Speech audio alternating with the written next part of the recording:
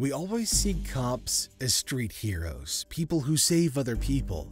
But how do you continue to have faith in them when they're the ones who become dangerous? Have you done cocaine before? Yes. Do you think you've overdosed on it? I think so, yes. We're getting some assistance to you as quick as we can right now.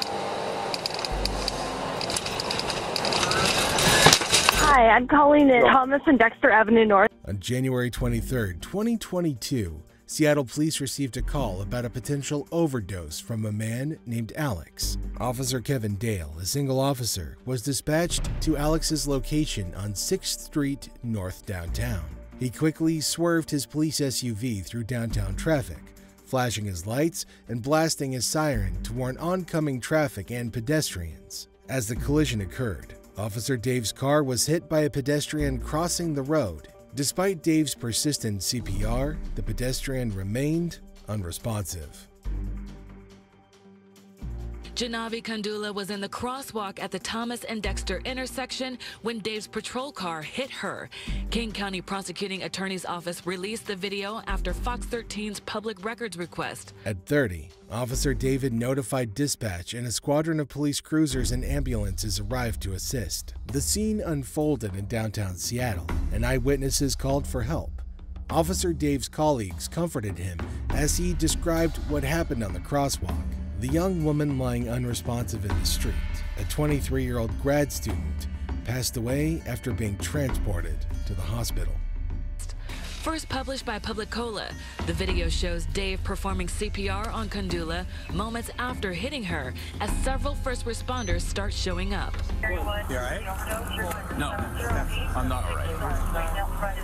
Just take care of it. Bodycam footage from Officer Dave's cruiser was collected and sent to the police archive for review during a pending internal investigation. Another police bodycam would later elevate this freak accident.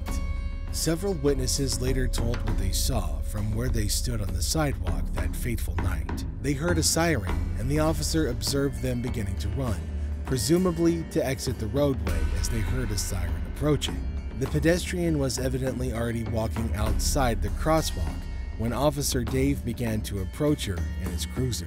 She was possibly wearing AirPods that could have made hearing police sirens rather difficult. I can have 100 minutes. I could have. There's nothing for me to do right now but sit, and that is the worst thing to do. Right? You just have to sit here.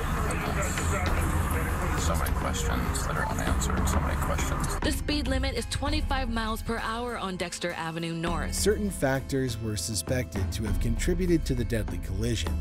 A construction site leading up to the east of Dexter Street significantly obscured driver vision, and a partly see-through metal chain fence led out to the edge of the road.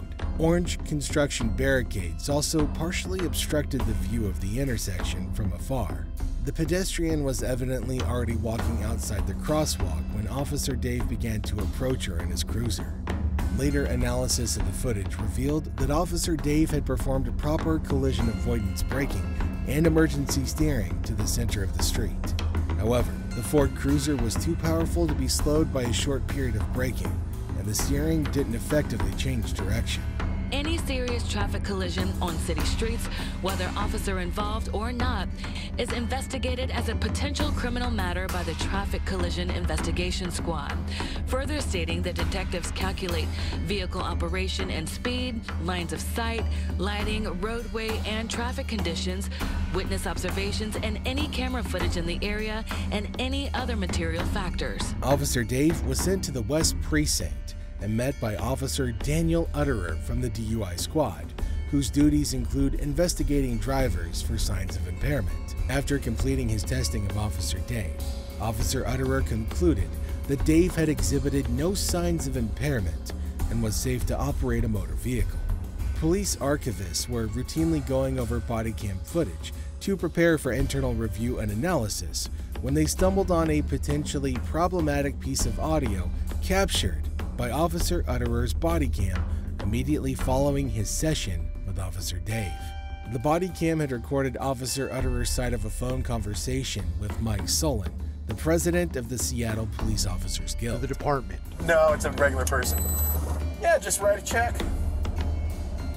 Just Yeah, $11,000. She was 26 anyway. She had limited value. Seattle police say the video was flagged by a department employee, say the Office of Police Accountability is now investigating. The Bodycam video was brought to light, allegedly by a leak to the media, and complaints from outraged citizens began pouring in. The Police Officers Guild issued a press release addressing the alleged misconduct and claiming that Officer Utterer's comments had been taken out of context. Within days, the Office of Police Accountability received a complaint that alleged Officer Utterer had violated department policy. Anyway, she had limited value. Were you aware that it was being recorded? No, I was not. Do you believe that you violated this policy? I did not violate that policy. It was a private conversation. Police officers, we deal with tragedy, and humor and sarcasm is used for us as a coping mechanism. Operator Utterer initially requested a rapid education, a mechanism of the police bureaucracy that would waive a full investigation in exchange for minor discipline. But his request was denied. Officer Utterer and Union President Solon were both brought in to give official statements. Sergeant Corey George of Seattle's Office of Police Accountability interviewed them, and they discussed the content and context of the phone call between Officer Solon and Officer Utterer.